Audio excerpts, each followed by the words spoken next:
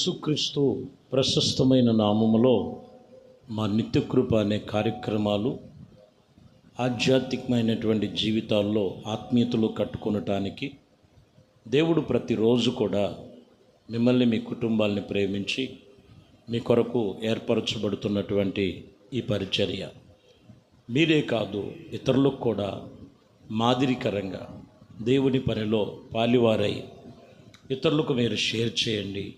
దేవుడు ఆశీర్వాద ఫలాలు పొందుకోండి. పరిశుద్ధ గ్రంథంలో నుండి రెండవ సమూయేలు గ్రంథములో 22వ అధ్యాయము 25వ వచనాన్ని చదువుతున్నాం. నీవు నేను నిర్దోషినై ఉండుట యెహోవా చూచెను, తన దృష్టికి కనబడెను. నా చేతులు నిర్దోషమును బట్టి నాకు ప్రతిఫలమిచ్చును. ఈ వాక్యములో వాస్తవానికి దావీదు మనకు కనపడతారు. దేవుడు దృష్టికి ఎలా కనిపించారంటే నిర్దోషినిగా. దేవుని సన్నిధిలో వాక్యం చెప్తున్న మాట. ప్రియమైన దేవుని బిడ్డలారా, మరి వాక్యములో దేవుడి సన్నిధిలో నడుస్తున్నాం. క్రైస్తవులు, దేవుని బిడ్డలు, ప్రభుని ఆరాధిస్తున్నవారు, ఆయన దృష్టికి మనము ఎలా కనిపించాలి అనేది మనం చూస్తే నిర్దోషులుగా కనిపించాలని వాక్యం చెప్తున్నమాట. దేవుని దృష్టికి మనము నిర్దోషులుగా కనపడాలి.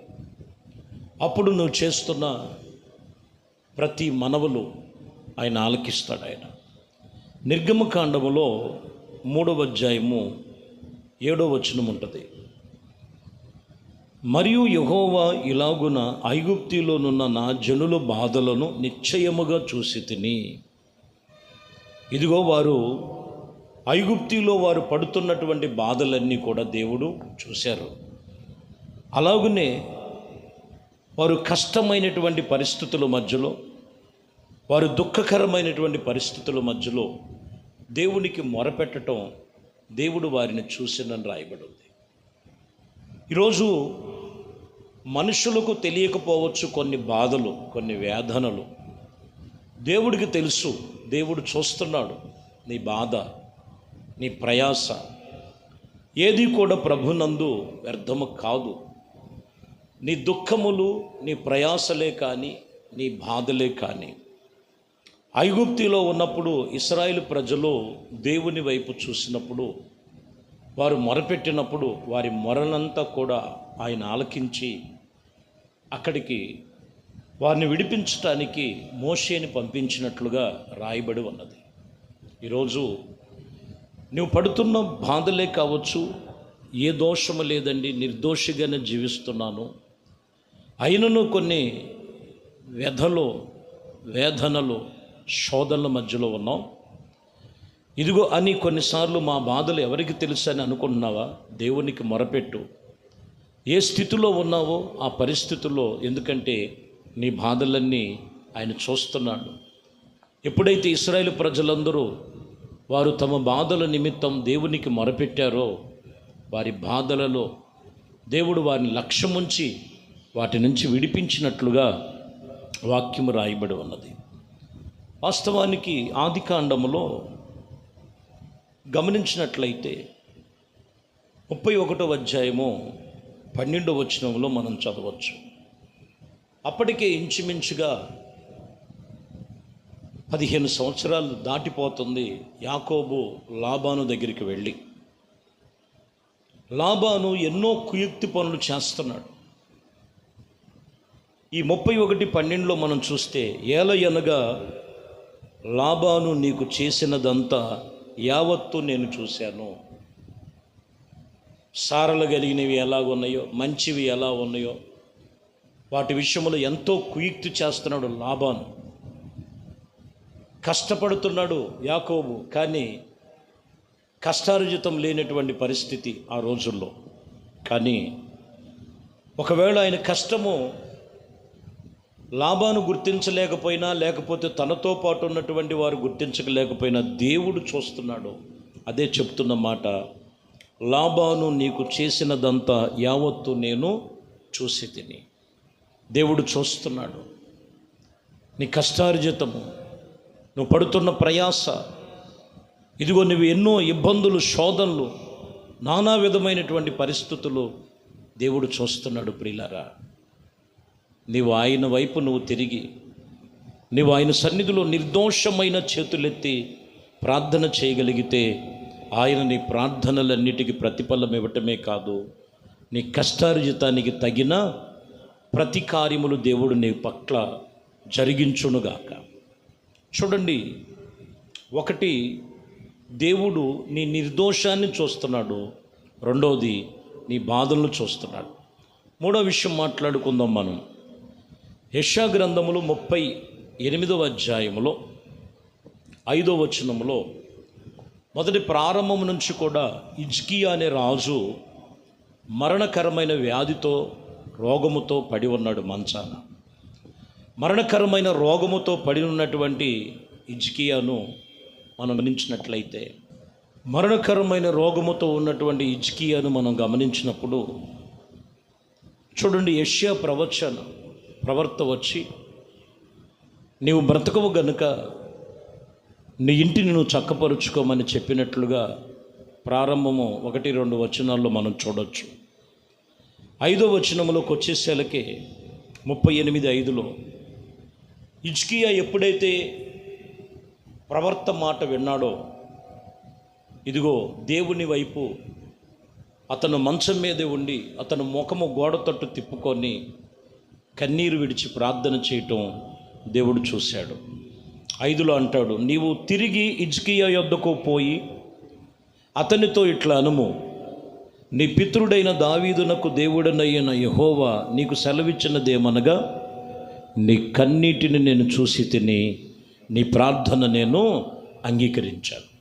చూసారా, ఎప్పుడైతే తనకున్న రోగాన్ని బట్టి ఇక బ్రతకవు, నీవు మరణమైపోతావు అని సేవకుడు చెప్పిన, ప్రియమైన దేవుని బిడ్డలారా, ఆరోగ్యదాత, ఆరోగ్యాన్ని ఇచ్చేటువంటి సర్వశక్తి కలిగిన దేవుడు నన్ను స్వస్థపరుస్తాడు కదా అని దేవుని తట్టు తన మనస్సును నిలుపుకొని ఎప్పుడైతే కన్నీటితో ప్రార్థన చేశాడో, తనలో ఉన్న లోపములో దేవుడి సన్నిధిలో సరిచేసుకున్నాడో, వాక్యం చెప్తున్న మాట, అతన్ని చూశాడు, అతని ప్రార్థనను దేవుడు అంగీకరించాడు. ఈరోజు ఏ మనుషుల వైపు చూస్తున్నావు? నీవు ఏ స్థితిలో ఉన్నావు? శరీర బలహీనతతో ఒకవేళ ఉన్నా, కొన్ని చెప్పుకోలేనటువంటి, బయటికి కనిపించలేనివి కొన్ని నీ హృదయానికి గాయాలున్నా, దేవుని వైపు నీ మనసు తిప్పు. నీ ప్రార్థన దేవుడు ఆలకిస్తాడు. నీ స్థితిని చూసి ఆయన సమ్మతి కలిగిన మనస్సు నీకు కలుగు చేస్తాడు.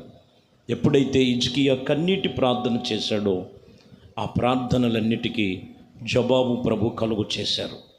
ఎందుకంటే కీర్తన గ్రంథంలో 56వ కీర్తనలో 8వ వచనంలో మనం చదవచ్చు, నా సమాచారములు నీవు లెక్కించి ఉన్నావు, నా కన్నీళ్లు నీ బుడ్డిలో ఉంచబడి ఉన్నది. చూడండి, ఇక్కడ నా ప్రతి సమాచారం అంతా నువ్వు లెక్కించి ఉంచావు. నేను కార్చిన కన్నీరంతా నీ బుడ్డిలో ఉన్నది అని దేవుని సన్నిధిలో వాక్యము చెబుతున్నటువంటి మాటలుగా, ప్రియమైన దేవుని బిడ్డలారా, ఆయన సన్నిధిలో దావీదు చేస్తున్నటువంటి నియమ నిబంధనలు ఇవి. ఎందుకంటే నువ్వు చేస్తున్న ప్రార్థనలన్నీ ఏది కూడా వ్యర్థము కాదు. నీ సమాచారాలన్నీ దేవుని దగ్గర దాచబడి ఉన్నాయి. నీ కన్నీటి ప్రతి ప్రార్థన అంతా కూడా ఆయన బుడ్డిలో దాచబడి ఉంచారనే వాస్తవాన్ని మీరు గమనించాలి. ఇంకను మనం గమనించినట్లయితే రెండో రాజుల గ్రంథములో 22వ అధ్యాయములో 19వ వచనం చదువుతున్నాం. ఇశ్రాయేలును దేవుడైన యెహోవా సెలవిచ్చినదేమనగా, ఈ స్థలము పాడైపోయి ఉన్నది, దాని కాపురములు దూషణాస్పదముగా మార్చబడి ఉన్నది. నేను చెప్పిన మాటలు నీవు ఆలకించి మొత్తిన మనస్సు కలిగి ఇదిగో మెత్తటి మనస్సుతో నీవు దేవుని సన్నిధిలో కలిగి, యెహోవా సన్నిధిలో ఎవరైతే దీనత్వమును ధరించుకొని నీ బట్టలు చింపుకున్నట్లుగా నా సన్నిధిలో నీ కన్నీరును నువ్వు విడవగలిగితే నీ మనవులన్నీ నేను అంగీకరిస్తాను. దేవుడు మన ప్రతి మనవులన్నీ అంగీకరించగలిగిన వాడు. బట్టలు చింపుకున్నట్లుగా నీవు నీ మనస్సును దేవుని సన్నిధిలో కుమ్మరించగలిగితే దేవుడు నిన్ను చూస్తాడు. దేవుడు నీ ప్రార్థన వింటాడు. దేవుడు నీ ప్రతిఫలమిస్తాడు. ఎందుకంటే వాక్యం చెప్తున్న మాట, దేవుని వైపు చూడు, దేవుని సన్నిధిలో, అప్పుడు ఆయన వైపు చూస్తాడు. చాలా జాగ్రత్తగా గమనించాలి. దేవుడు చెప్పినట్లుగా మనము జీవించే జీవితమును మనము కలిగి ఉండాలి. అప్పుడు ఆయన నిన్ను చూస్తున్నాడు. పాడైపోయిన కాపురాలే కావచ్చు, పాడైపోయినటువంటి మరి అనేకమైనటువంటి కొన్ని పరిస్థితులు కావచ్చు, వాటినన్నిటిలో నుంచి దేవుడు వారిని విడిపించి నడిపించి లేవనెత్తగలిగిన వాడు. యేసుప్రభు వారు చూడు, యేసును వెంబడించు. దేవుడు నీ స్థితిగతులన్నీ ఆయన మార్చి నీ నిర్దోషమును బట్టి, నీ నీతిని బట్టి, నీ యథార్థతను బట్టి దేవునితో నిబంధన కలిగి నీ విచారాలు, నీ కన్నీళ్ళు, దేవుడి సన్నిధిలో నీకున్న బాధలు, వాటినన్నిటినీ దేవుని సన్నిధిలో ఆయన నిన్ను చూస్తున్నారు. నీవు ఆయన వైపు ఆకర్షించబడు. చెప్పిన మాటలు ఏ ఒక్కటి కూడా వ్యర్థపరుచుకోక నీ హృదయం అనే మనస్సులో దేవుని యొక్క మాటలు రాసుకో. ఇదిగో దేవుని యొక్క వాక్యం చెప్తున్న మాట, ఆయన నిన్ను, నీ ప్రార్థన, నీకున్న ప్రతి ఒక్క అవసరతలో ఆయన తీర్చి ఆయన కృపలో నిన్ను స్థిరపరిచి నడిపించునుగాక. ప్రార్థన. మహాపరిశుద్ధుడా, ప్రేమ స్వరూపి, దయగలిగిన మా ప్రభువా, మీ శ్రేష్టమైన అతి పరిశుద్ధ నామమును బట్టి మీకు వందనాలు, స్తుతులు, స్తోత్రాలు. ఇదిగో ఈ ఉదయ కాలము చేస్తున్న ప్రార్థనలన్నీ మీరు ఆలకించండి ప్రభువా.